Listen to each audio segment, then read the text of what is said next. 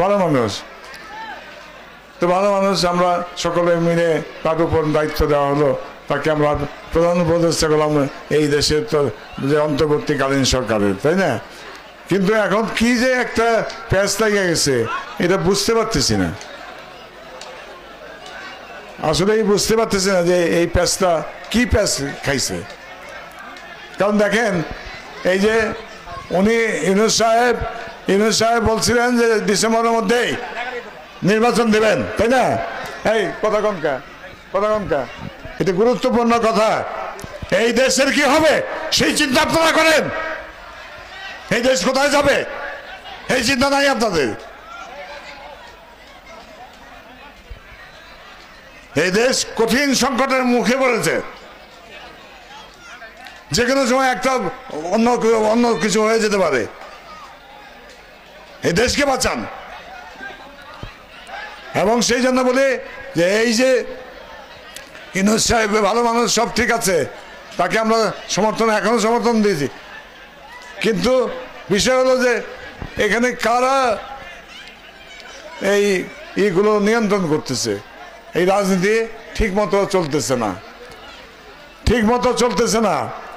মনে হচ্ছে যে কেউ কারোর বোধহয় অনির্বাচিত ভাবে থাকাই বোধহয় তাদের মনের বাসনা।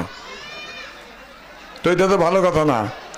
যেখানে আমরা দেখলাম যে এত রক্তের বিনিময়ে, এত প্রাণের বিনিময়ে আমরা নতুন করে এই দেশের স্বাধীনতা পেলাম, তাই না?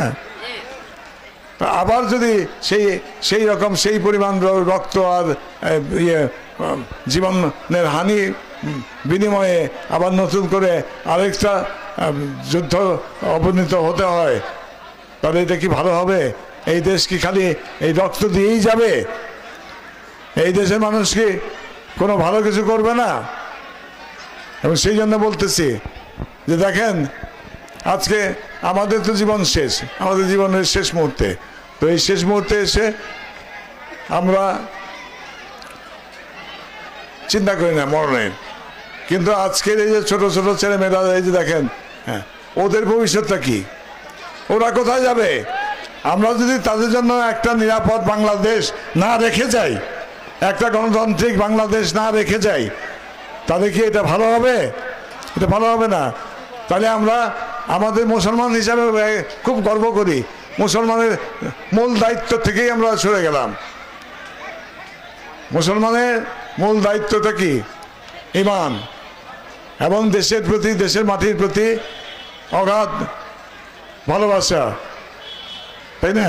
এই মাটির সঙ্গে বেইমানি করা নয়।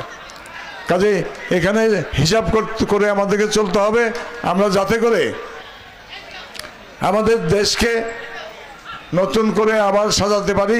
এবং সেই লক্ষ্যে আমি আহ্বান জানাবো ইউনূস সাহেবের সরকারকে, যারা অন্তর্বর্তীকালীন সরকারে আছেন সকলকে আমি অনুরোধ জানাবো যে দয়া করে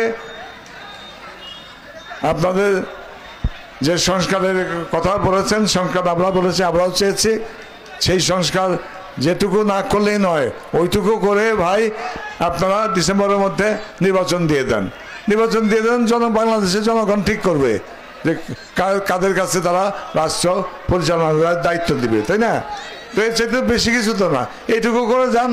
আপনি একটাই পাইছেন, কি বলে এটাকে, নোবেল পাইছেন, আরো নোবেল পাবেন আপনি। নতুন করে দেশটাকে সাজানোর জন্য, দেশটা আপনি যে ঠিকঠাক করতে পারছেন সেটা, তার জন্য আপনি আরেকটা নোবেল পাবেন, অসুবিধা নাই। কাজেই মানুষ আপনাকে ভালোবাসে এবং সেই ভালোবাসাটা আপনি আমাদের জনগণের